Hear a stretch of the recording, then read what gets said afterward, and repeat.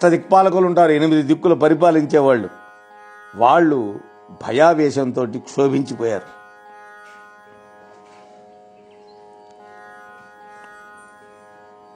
ఇక్కడ దేవలోకంలో ప్రవేశించే గరుత్మంతుడి వల్ల దేవసభలో కలిగినటువంటి ఉత్పాతాలు ఒక మాలికగా ఇందులో నన్నయ్య గారు అభివర్ణించారు. ఇవన్నీ కూడా రాబోయేటటువంటి గరుత్మంతుడి యొక్క విజయాన్ని వ్యంగ్యంగా సూచిస్తున్నాయి.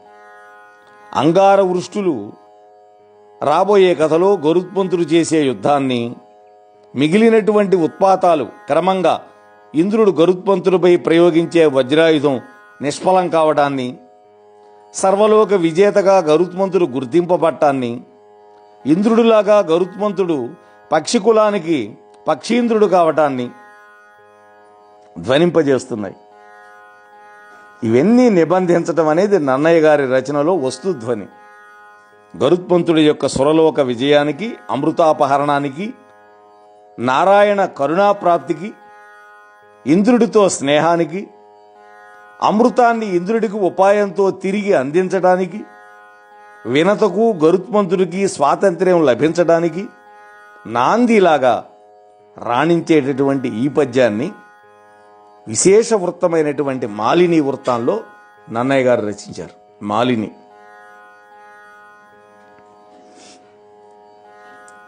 భరతుడు మాలిని వృత్తాన్ని నాందీముఖి అని పిలిచేవారట. నన్నయ్య దాన్ని ఇక్కడ సార్థకం చేశారు.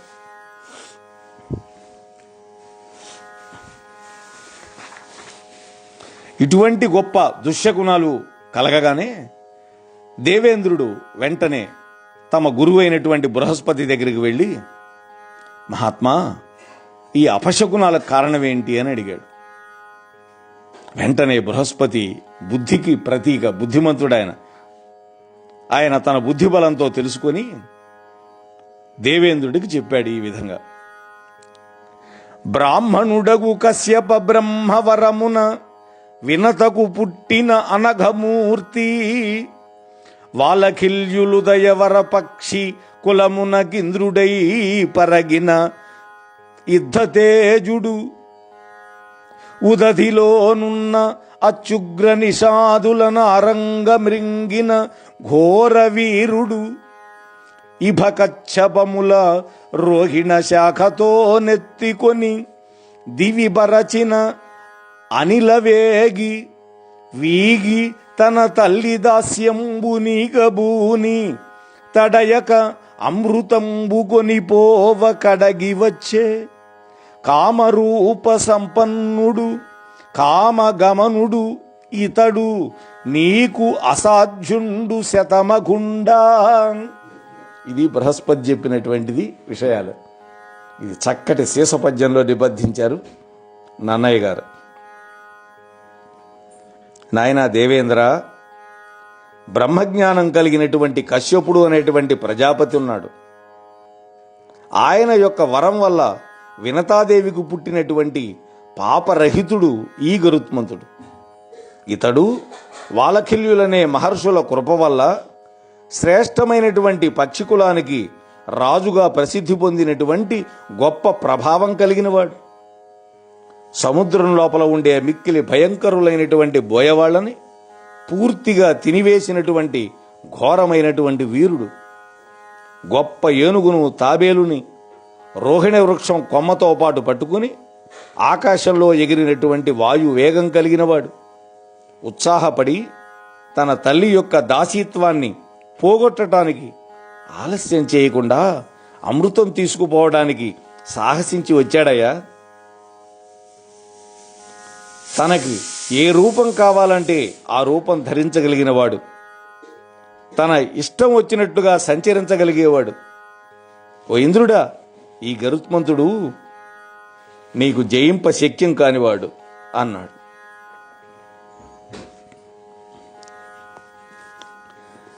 ఈ గరుత్మంతుని యొక్క గొప్పతనం నీకు కూడా తెలుసులే అని వ్యంగ్యంగా దిప్పాడు ఒకసారి. అది ఎలాగంటే, నువ్వు మర్చిపోయినా కూడా ఒకసారి జ్ఞాపకం చేస్తా. పూర్వం కశ్యప ప్రజాపతి పుత్రులను కోరినవాడై నీవు మొదలుగా ఉన్న దేవతా సమూహాలని, వాలకిల్లులు మొదలైనటువంటి గొప్ప మునుల యొక్క సమూహాలను తనకు తోడ్పడేవాళ్లుగా పొంది, అంటే పుత్రులను పొందడానికి చేసే పుత్ర కామేష్టి అనే యజ్ఞం చేశాడు. నీవు నీ బలానికి తగ్గ కట్టెల మోపు మోసుకొని శ్రమ లేకుండా వస్తూ స్వల్పంగా కేవలం అంట దర్భల కట్ట మాత్రమే మోసుకొని శ్రమ చేత ఒడుగుతూ వచ్చేటటువంటి హీనబలులైనటువంటి వాళ్ళు, బొటన వేలంత ప్రమాణం మాత్రమే దేహంతో ఉన్నవాళ్ళు, నిరంతరము ఉపవాసం చేస్తూ ఉండటం వల్ల చిక్కినటువంటి శరీరాలు కలవాళ్ళైనటువంటి వాలకిల్లులనే గొప్ప మహర్షులను చూచి నువ్వు నవ్వి ఎగతాళి చేశావు. అప్పుడు ఆ మునులు సిగ్గుపడి కోపించి నిన్ను శపించారు. గుర్తుందా నీకు అంటున్నాడు. కశ్యప ప్రజాపతి ఇంద్రుడు కూడా తండ్రి, మనం చెప్పుకున్నాం.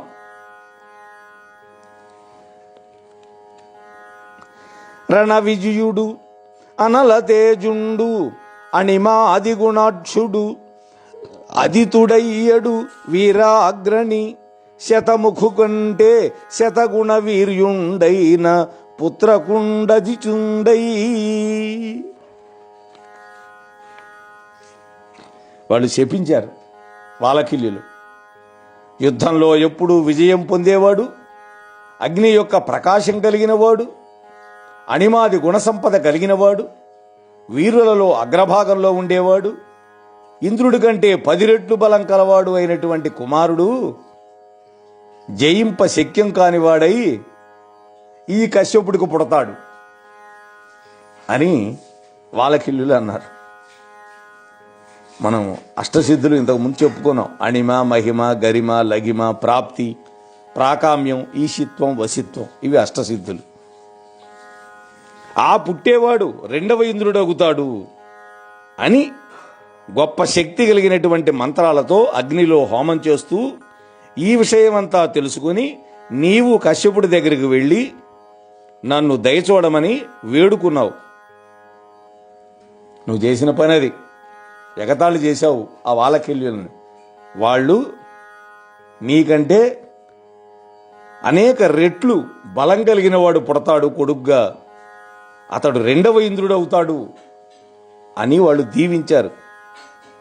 వాళ్ళు గొప్ప మంత్రశక్తి గల మంత్రాలతోటి అగ్నిలో హోమం చేశారు. అప్పుడు ఈ విషయం తెలుసుకొని నువ్వు మీ నాన్నగారి యొక్క కాళ్ళ మీద పడి వేడుకున్నావు.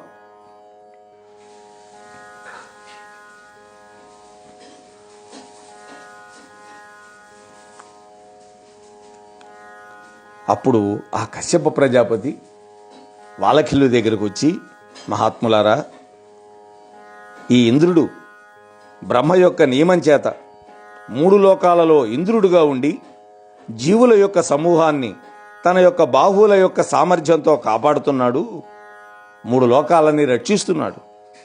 2వ ఇంద్రుడు కనుక ఏర్పడితే లోకాల యొక్క ప్రవర్తన తారుమారవుతుంది. బ్రహ్మదేవుడు నియమించినటువంటి నియమం కూడా మరి వృథా అయిపోతుంది. అందుకని మీరు వేరే విధంగా చెయ్యండి, అంతేగాని ఈ విధంగా 2వ ఇంద్రుడు పుడతాడని మాత్రం అనద్దు. దయచేసి మీరు ఆలోచించండి, బ్రహ్మవాక్కు వ్యర్థం కాకూడదు కదా అన్న. అట్లాగే మహాత్ములారా, మీ వాక్కు కూడా వ్యర్థం కాకూడదు. ఎందుకని మీరు కూడా తపస్సంపన్నులు. కాబట్టి ఇక నాకు పుట్టబోయేటటువంటి కొడుకు పక్షిజాతికి అంతకీ ఇంద్రుడవుతాడు. అది ఆయన అమెండ్మెంట్ ఇచ్చాడు. అందుకని పక్షీంద్రుడైనాడు. ఈయన దేవతలకు ఇంద్రుడైతే నాకు పుట్టబోయే వైనతేయుడు పక్షీంద్రుడవుతాడు అని కశ్యపుడు వాలకిల్యులను అంగీకరింపజేసి నీ ఇంద్ర పదవిని ఒక్కడి చేతనే అధిష్ఠితమయ్యేటట్టుగా, అంటే ఒకే ఇంద్రుడు ఉండేటట్టుగా చేశాడు. అటువంటి కశ్యప బ్రహ్మ చేసినటువంటి పుత్రకామేష్టి మహాత్యం వల్ల, వాలకిల్లుల యొక్క తపస్సు యొక్క మహాత్యం వల్ల జన్మించి ఈ గరుత్మంతుడు పక్షులకు రాజై ఇప్పుడు అమృతాన్ని తీసుకుపోవడం కోసం వచ్చాడు. అందువల్ల స్వర్గలోకంలో దుశ్శకునాలు వచ్చినాయి అని బృహస్పతి దేవేంద్రుడికి చెప్పాడు. ఇంద్రుడు అమృతాన్ని రక్షించే వాళ్ళందరినీ అక్కడికి పిలిచాడు. మీరు మిక్కిలి ప్రయత్నంతో అమృతాన్ని కాపాడుతూ ఉండండి అని వాళ్ళని పంపించాడు.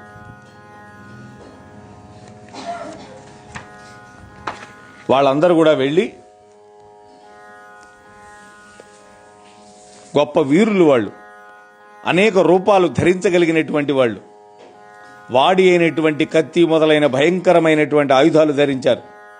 నల్లటి, ఎర్రటి, తెల్లటి, పచ్చటి గొప్పవైనటువంటి కవచాలు ధరించారు ఆ అమృత రక్షకులు. ఆ అమృతాన్ని రక్షించడానికి నిశ్చయించి దృఢమైనటువంటి పూనిక వహించి ఏమరుపాటు లేకుండా నిలబడి రాత్రి పగలు రక్షించడంలో సమర్థులై ఉన్నారు. అమృతం చుట్టూ కాపలుగా ఉన్నారు. అంతటా మిక్కిలి వేగంతో ఏం జరిగింది? విరివి అయినటువంటి నిప్పు కణాలతో కూడినటువంటి పిడుగుల సమూహమా అనేటట్లుగా ఆకాశ మార్గంలో విదల్చబడినటువంటి రెక్కల నుండి పుట్టినటువంటి గాలి చెబ్బ చేత అటూ ఇటూ కదిలిపోయి మబ్బుల సముదాయాలన్నీ దూది పింజల్లాగా కదిలిపోతూ ఉంటే, 4 దిక్కులకు చెదిరిపోతూ ఉంటే మేఘాలు, అమృతాన్ని రక్షించేవాళ్ళు భయపడే విధంగా మనస్సు యొక్క వేగం కంటే గొప్ప వేగం కలిగినటువంటి గరుత్మంతుడు నేరుగా అమృతం దగ్గరికి ఎగిరి వెళ్ళిపోయాడు. ఆ తరువాత గరుత్మంతుడు అమృత రక్షకులతో యుద్ధం చేశాడు. ప్రళయకాలంలోని అగ్నిజ్వాలలతో సమానమైనటువంటి విశాలమైనటువంటి రెక్కలు కలిగిన వాడు, పక్షిగణాలకు రాజు, శౌర్యమే అలంకారంగా కలిగినవాడు అయినటువంటి ఆ గరుత్మంతుడిని చూచి అమృతాన్ని కాపాడే వాళ్ళందరూ అధికమైన కోపంతో అరిచి పూనికతోటి ఎదుర్కొన్నారు. బాణాలు ప్రయోగించారు. పలు రకాలైన శస్త్రాస్త్రాలతోటి యుద్ధం చేశారు.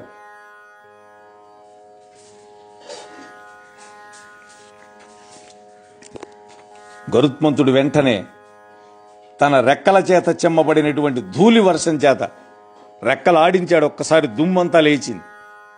ఆ దేవతా శ్రేష్ఠుల యొక్క దృష్టి మార్గాన్ని కప్పేసింది. వాళ్ళ కళ్ళు కనపడకుండా పోయినాయి.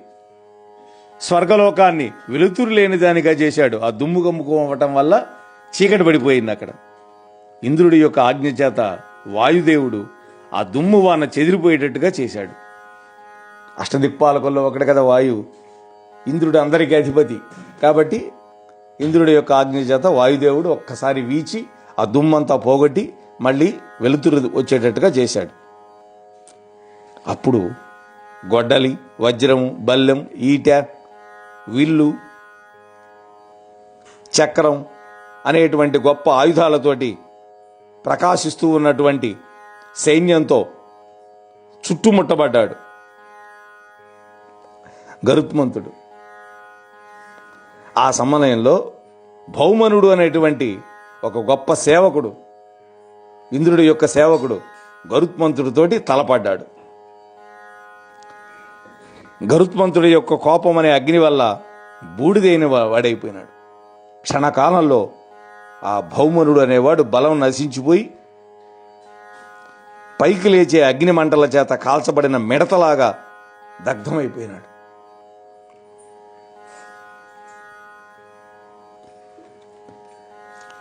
ఆ గరుత్మంతుడి యొక్క రెక్కల వల్ల, ముక్కు కొనల వల్ల, గోళ్ల చేత దెబ్బతిన్న శరీరం గల వాళ్ళై బోరు బోరుమని ఏడుస్తూ గరుత్మంతుడి చేత జయింపబడి హింసింపబడి దేవతాశ్రేష్ఠులందరూ కూడా ఇంద్రుడి యొక్క చాటుకు వెళ్ళిపోయారు పరిగెత్తి.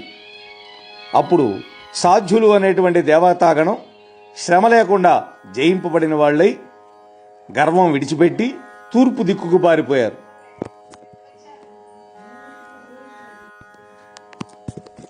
వసువులు, రుద్రులు దక్షిణ దిక్కును ఆశ్రయించారు. 12 మంది సూర్యులు, ద్వాదశ ఆదిత్యులు కలతపడి పశ్చిమ దిక్కుకు పారిపోయారు. అశ్వినీ దేవతలు ఉత్తర దిక్కుకు పారిపోయారు. అగ్నిదేవుడు, వరుణదేవుడు, వాయుదేవుడు, కుబేరుడు, యముడు, నైరుతి అంటే నిర్రుతి వాడి పేరు, ఈ దిక్పాలకులు దిక్కులు లేకుండా పారిపోయారు, దిక్కు తెలియకుండా పారిపోయారు. ఈ విధంగా గరుత్మంతుడి యొక్క ధాటికి ఆ విధంగా అతలాకుతలమైపోయింది దేవసైన్యం, దిక్పాలకులు అందరూ కూడా. అప్పుడు రేణువు, క్రథనుడు, ప్రలిహుడు, ప్రజుడు, అశ్వకృంతుడు, పదనకుడు అనేటువంటి కావలి వాళ్ళని సంభ్రమించేటట్టుగా గరుత్మంతుడు వజ్రం వంటి తన యొక్క వాడి అయినటువంటి గోళ్లతోటి చీల్చి చెండాడాడు. ఈ విధంగా దేవతాశ్రేష్ఠులందరినీ ఓడించేసి గరుత్మంతుడు అమృతం ఉండే ప్రదేశానికి వెళ్ళాడు. భయంకరమైన గాలిచేత రగులుకొల్పబడినటువంటి వారింప శక్యం కానటువంటి అగ్ని జ్వాలల యొక్క నాల్కల చేత ఆకాశాన్ని కబళిస్తూ ఉన్న అగ్ని కనపడింది అక్కడ. అగ్నిదేవుడు అంత భయంకరంగా మండుతున్నాడు. ఆ క్షణంలోనే అన్ని నదుల్లోని నీటి అంతటిని నోట్లో ఉంచుకొని వచ్చి ఆ అగ్ని ఆరిపోయేటట్టుగా చల్లాడు గరుత్మంతుడు. వాడి అయినటువంటి అంచు కలదై దేవతల చేత నిర్మించబడిన తిరుగుతూ ఉన్న యంత్రరూపమైనటువంటి చక్రమ యొక్క ఆకులను విరగొట్టేశాడు.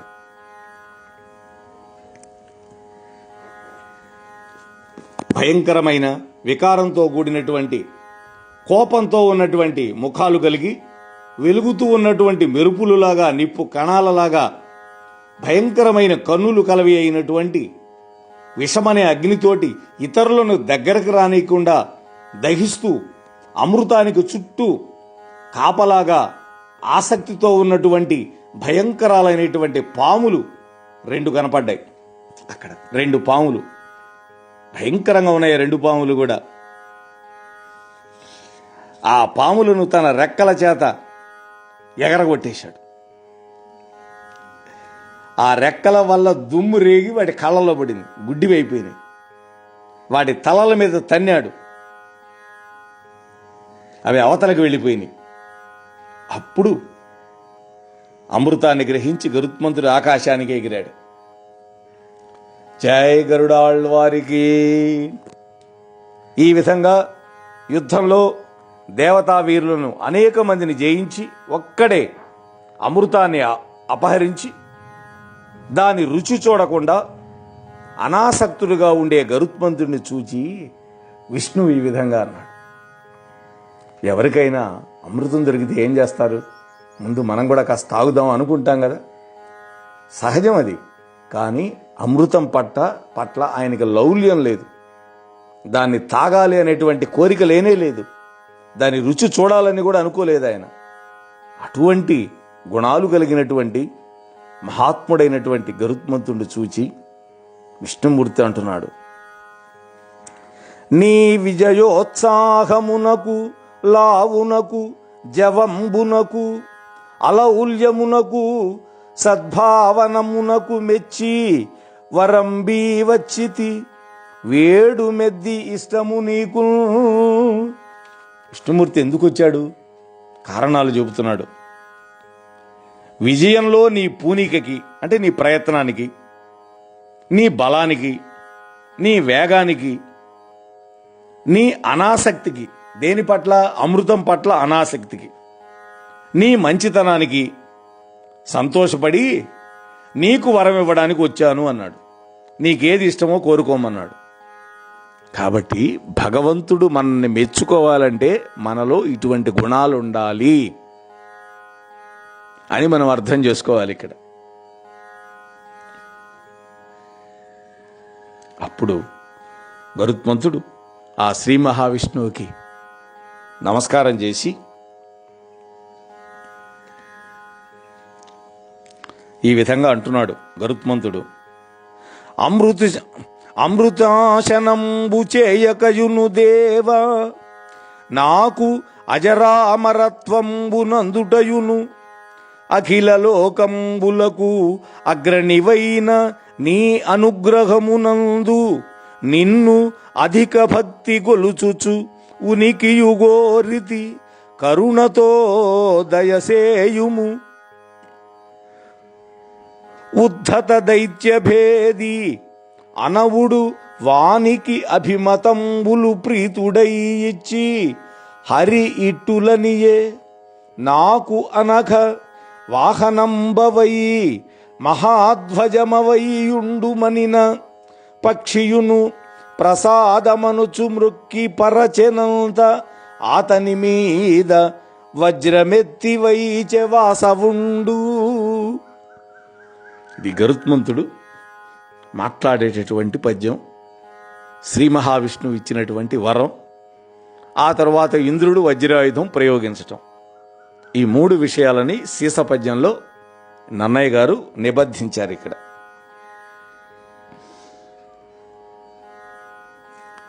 గరుత్మంతుడు అంటున్నాడు విష్ణుమూర్తితోటి, గర్వితులైనటువంటి రాక్షసులను సంహరించేవాడా దేవా, అమృతం తినకుండానే తాగకుండానే ముసలితనము చావు రాకుండా ఉండటాన్ని, అన్ని లోకాలకు అధికుడవైనటువంటి నీ ముందర మిక్కిలి భక్తితోటి నిన్ను సేవించుకోవటాన్ని నేను కోరుకుంటున్నాను అన్నాడు. ఈ వరాలు నాకేమన్నాడు. అమృతం తాక్కపోయినా నాకు అజరామత్వం కావాలి అన్నాడు. అంటే చూడండి, పరమాత్మ తలుచుకుంటే ఎటువంటి వరమైనా ఇస్తాడు అని గరుత్మంతుడు కోరుకోగానే సంతోషించినటువంటి విష్ణువు ఆయన కోరని మరొక వరం కూడా జోడించి ఇచ్చాడు. అది, నీవు నాకు వాహనంగా నా యొక్క ధ్వజ పతాకం మీద ఉండు అన్నాడు. వాహనంగా ఉండమన్నాడు. స్వామి యొక్క రథానికి ఉండే పతాకం మీద కూడా ఉండమన్నాడు. ధ్వజ పతాకం మీద చిహ్నంగా ఉండమన్నాడు అని చెప్పగానే పక్షీంద్రుడైనటువంటి గరుత్మంతుడు అనుగ్రహం మహానుభావ అని నమస్కరించి ఎగిరిపోయినాడు. అప్పుడు ఇంద్రుడు అతని మీద వజ్రాయుధాన్ని విసిరాడు.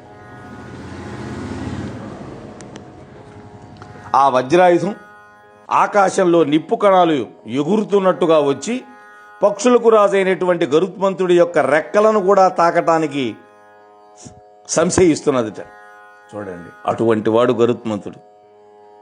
అప్పుడు ఆ వజ్రాయుధాన్ని చూచి గరుత్మంతుడు నవ్వి, నీవు చేసే బాధ నన్ను తాకదాలదు, నువ్వు పెట్టే బాధ నన్నేం చేయలేదు.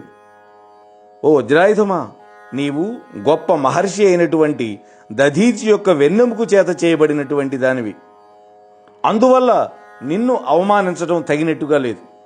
కాబట్టి నా యొక్క ఒక ఏక ముక్కను త్రుంచివేయమన్నాడు. బా, అది గరుత్మంతుడు అంటే. శరీరం గగురు పొడుస్తోంది గరుత్మంతుడు చెప్పిన మాటలు వింటుంటే. అలనాడు లంకానగరంలో స్వామి హనుమ కూడా తన మీద ప్రయోగించినటువంటి బ్రహ్మాస్త్రానికి కట్టుబడ్డాడు. ఎందుకని? బ్రహ్మదేవుడిని గౌరవించటానికి. వాస్తవానికి బ్రహ్మదేవుడు వరం ఉంది ఆయనకి. ఇంద్రుడు వజ్రాయుధంతో కొట్టినప్పుడు సర్వదేవతలు ఇచ్చి వరాలు ఇచ్చారు కదా. అప్పుడు బ్రహ్మదేవుడు నా బ్రహ్మాస్త్రం నీ మీద పనిచేయదన్నాడు. అయినా కూడా బ్రహ్మదేవుణ్ణి గౌరవించాలి. సృష్టికర్త అయిన విధాత, అందువల్ల కట్టుబడ్డాడు. ఇక్కడ కూడా వజ్రాయుధం సామాన్యమైంది కాదు. దధీచి మహర్షి యొక్క త్యాగ ఫలితంగా ఆయన యొక్క దేహాన్ని త్యాగం చేసి దేవతల కోసం శరీరాన్ని ఇచ్చాడు. ఆయన శరీరంలో ఉన్నటువంటి వెన్నెముకతోటి తయారుపడ్డ ఆ ఆయుధం వజ్రాయుధం, అది మొక్కబోనటువంటిది.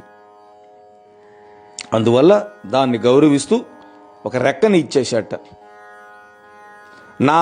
నా మీద నీ శక్తి ఇంత మాత్రమే అన్నాడు. అప్పుడు సర్వభూత సమూహం కూడా అతని యొక్క రెక్కల యొక్క దృఢత్వానికి మెచ్చుకొని సుపర్ణుడు అని కీర్తించారు. సుపర్ణుడు అయినాడు. సు అంటే మంచి, గొప్ప, పర్ణము అంటే రెక్కలు. దేవేంద్రుడు సైతం ఆ పక్షిరాజు యొక్క గొప్పతనానికి మెచ్చుకొని ఆశ్చర్యపడి నిరుపమాన శౌర్య నీతోడ చెలిమిసేయంగ నాకు అభీష్టమైనది. ఇట్టి విక్రమంబు ఇట్టి సామర్థ్యంబు కలదే యొరులకు ఈ జగమునందు అని అద్భుతమైన ఆట వెలది పద్యంలో ఇచ్చారు నన్నయ్య గారు. ఓ సాటి లేనటువంటి పరాక్రమం కలిగిన వాడా గరుత్మంతుడా, నీతో స్నేహం చేయాలని నాకు కోరిక కలిగిందయ్యా. ఇటువంటి విక్రమం సామర్థ్యం ఈ లోకంలో ఇతరులకు ఉన్నదా అంటే లేదు అనేది.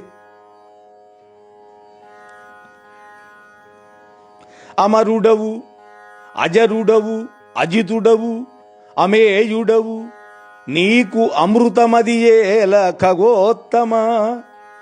దీని నొరులకిచ్చిన అమరులకును వారు అసాధ్యులగుదురు పోరం.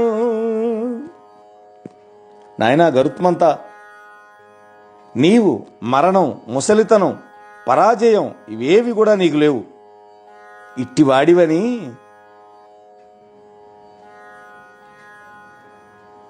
నీకు ఎందుకయ్యా అమృతం? ఇటువంటి లక్షణాలు నీకున్నాయి, మరి అటువంటి నీకు అమృతం ఎందుకు? ఓ పక్షిరాజా, ఈ అమృతాన్ని గనక ఇతరులకు ఇస్తే వాళ్ళు దేవతలకు కూడా జయింప శక్యని కాని వాళ్ళు అవుతారు. అది ప్రమాదం దేవతలకి. అందుకని అమృతం తీసుకువెళ్ళొద్దు అంటున్నాడు. నీవు వరులకు ఈ అమృతంబు ఈవలదు, నాకు మగుడనిచ్చిన నీకిష్ట వ్యాప్తియగు విధంబు ఏగావించెదా అనిన హరికి గరుడండనియన. హరి అంటే ఇంద్రుడు అని కూడా అర్థం ఉంది. నాయన, నీ ఇతరులకు ఈ అమృతాన్ని ఇవ్వద్దు, నాకు దాన్ని తిరిగి ఇచ్చేస్తే నీకు ఇష్టమైంది జరిగే విధంగా నేను చేస్తా, నువ్వు ఏది కోరుకుంటే అది జరిగేటట్టుగా నేను చేస్తా అని ఇంద్రుడు గరుత్మంతుడితో చెప్పగానే అప్పుడు గరుత్మంతుడు ఈ విధంగా అన్నాడు.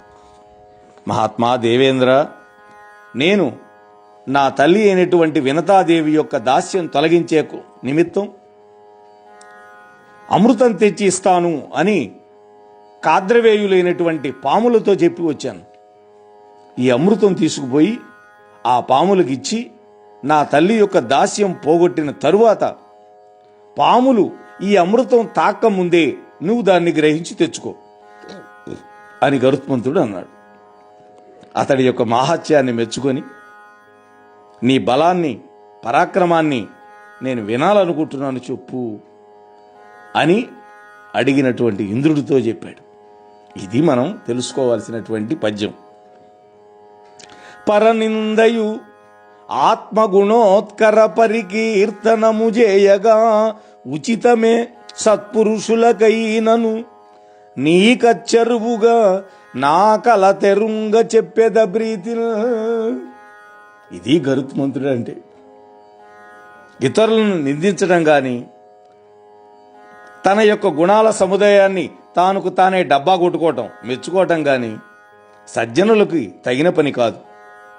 అయినా నీకు ఆశ్చర్యం అయ్యేటట్టుగా నా సత్యమైనటువంటి విధాన్ని ప్రీతితో నీకు చెబుతాను, ప్రేమతో చెబుతాను. స్థావర జంగమ ప్రవితంబగు భూవలయంబు నెల్ల నాలావున భూని తాల్తూ, అవిలంఘ్యపయోధి జలంబులెల్ల రత్నావళితో నచల్లుదు, బృహన్నిజ పక్ష సమీరణంబునం దేవగణేశ ఈ క్షణమత్రిమరివొత్తు త్రివిష్టపంబులను త్రివిష్టపంబులను. తన బలపరాక్రమం చెబుతున్నాడు. ముందుగా ఆత్మశ్లేఖ మంచిది కాదన్నాడు, కానీ మీరు అడిగారు కాబట్టి చెబుతున్నాను అన్నాడు. ఓ దేవరాజా, దేవేంద్ర, కదిలేవి కదలనివి అయినటువంటి పదార్థాలతో నిండి ఉన్నటువంటి ఈ సమస్త భూమండలాన్ని నా బలంతో మోస్తాను. పెద్దవైనటువంటి నా రెక్కల గాలితోటి దాటటానికి శక్యం కాని సముద్రపు నీళ్లనంతటినీ రత్నాల సమూహంతో పాటుగా వెదజల్లేస్తాను. సముద్రంలో నీళ్లు మొత్తాన్ని వెదజల్లుతాను. 3 లోకాలని క్షణంలో చుట్టొస్తాను. 3 లోకాలని ఒక్క క్షణంలో తిరిగి వస్తాను. అది నా వేగం, అది నా బలం అన్నాడు. గరుత్మంతుడిలో ధీరోదాత్త లక్షణాలు ఇక్కడ ప్రకటించాడు. ఈ పద్యం పరాక్రమ వర్ణనానికి గౌరవం తెచ్చింది. ఇది నన్నయ్య గారి గుణ సంవిధాన శిల్పం. అటువంటి పద్యం ఇది అని గరుత్మంతుడు చెప్పగానే అతడి వేగానికి, బలానికి, శక్తికి మెచ్చుకొని సంతోషపడి, నీవు నాతో ఎల్లప్పుడూ స్నేహం కలవాడివే ఉండాలి అన్నాడు ఇంద్రుడు. స్నేహంగా కోరాడు. మళ్ళీ ఇంద్రుడు గరుత్మంతుడితో ఈ విధంగా అన్నాడు, నాకు అభిమతము నరించితి ఈ నీకిష్టము చెప్పి కొనుమనిన దుర్మదులై మాకిట్ల హితము చేసిన ఆ కద్రుపుత్రుల శనమయ్యడు నాకు. ఇది ఇక్కడ కూడా అద్భుతమైనటువంటి విషయం గరుత్మంతుడి విషయంలో. ఇప్పుడు దేవేంద్రుడిని జయించాడు. అటువంటి దేవేంద్రుడు వరమిస్తానన్నాడు. నాతో ఓడిపోయిన వాడు నువ్వేందో నాకు వరం ఇచ్చేది అనలా. ఏమన్నాడు మరి? దేవేంద్రుడు అంటున్నాడు, నాయనా గరుత్మంతా, నాకు ఇష్టమైన దాన్ని నువ్వు చేశావు, మరి నీకిష్టమైన దాన్ని చెప్పు అని ఇంద్రుడు అంటే, గరుత్మంతుడు అన్నాడు, అతి గర్వం కలవాళ్ళై నాకు నా తల్లికి అపకారం చేసినటువంటి ఆ కద్రువ కొడుకులు నాకు ఆహారం కావాలి అన్నాడు. ఇంత బలపరాక్రమం కలిగిన వాడు తానే తినలేడా? కానీ ఇంద్రుడిని అడిగాడు. ఎందుకని? 3 లోకాలకి అధిపతి. వరం కోరుకోమన్నప్పుడు గర్వపడకూడదు. రెండోది, తానంతట తాను కనుక వెళ్ళి తింటే తన సోదరులను తానే తిన్న దోషం వస్తుంది. అదే ఇంద్రుడు వరమిస్తే, నాకు ఇంద్రుడు వరం ఇచ్చాడు కాబట్టి దీంట్లో తప్పు లేదు నాది అని కూడా మహాత్ముడు భావించి ఉండొచ్చని నేను అనుకుంటున్నాను. ఓ దేవరాజా, నీచే రక్షింపబడదగినటువంటి ఈ లోకాల్లో పాములు తిరుగుతూ ఉండటం వల్ల నేను నిన్ను ఈ విధంగా అడగవలసి వచ్చింది. నాకు నీ ఆజ్ఞ పొందవలసి వచ్చింది. మహాబలశాలి అయినటువంటి గరుత్మంతుడు తనంతట తానే పాములు తినగలిగినా కూడా ఇతరుల యొక్క అనుమతి అడగవలసిన అక్కర్లా. అయినా కూడా ఇంద్రుడు పాలించే 3 లోకాలలో పాములు ఉంటాయి. అందువల్ల వినయంతో ఈ విధంగా అర్థించాడు. అది గరుత్మంతుడి యొక్క వినయ సంపద. సరే, ఆ తరువాత మరి ఆ అమృతాన్ని తీసుకువెళ్ళి ఎలా కాద్రవేయులకి ఇస్తే ఇంద్రుడు మళ్ళీ ఎలా తెచ్చుకున్నాడు తదితర విశేషాలతోటి రేపు మనం కలుసుకుందాం. అంతవరకు స్వస్తి. మోహనవాణి తెలుగు పోడ్కాస్ట్ ఛానల్ ని లైక్, షేర్, సబ్స్క్రైబ్ చేయండి. ప్రక్కనున్న గంటను మ్రోగించండి.